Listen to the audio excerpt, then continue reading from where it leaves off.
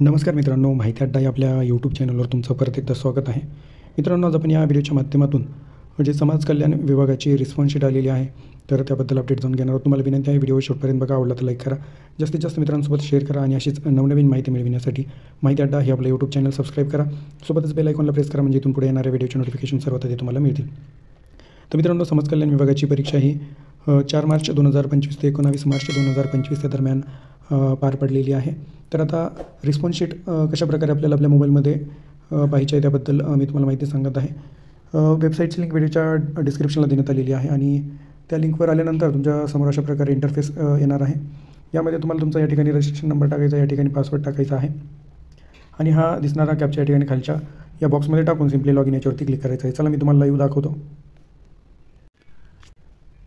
तर अशा प्रकारे आपण लॉग इन डिटेल्स भरून घेतलेले आहेत. आता सिम्पली लॉग इन याच्यावरती क्लिक करू. लॉग इन याच्यावरती क्लिक केल्यानंतर अशा प्रकारे आपली प्रोफाईल या ठिकाणी ओपन झालेली दिसेल. या ठिकाणी तुम्हाला याला क्लोज म्हणायचं आहे. याला क्लोज केल्यानंतर या ठिकाणी तुम्हाला वरती 4 आडव्या रेषा दिसत आहेत.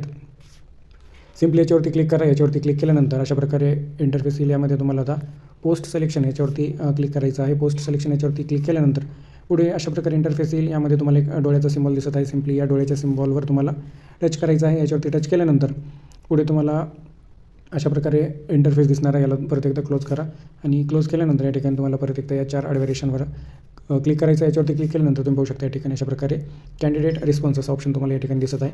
सिम्पली याच्यावरती टच करायचं आहे. याच्यावरती टच केल्यानंतर पुढे अशा प्रकारे इंटरफेस येईल. यामध्ये तुम्हाला ही PDF डाउनलोड करण्यासाठी क्लिक हेअर, तर या ठिकाणी या हेअरवर तुम्हाला टच करायचं आहे.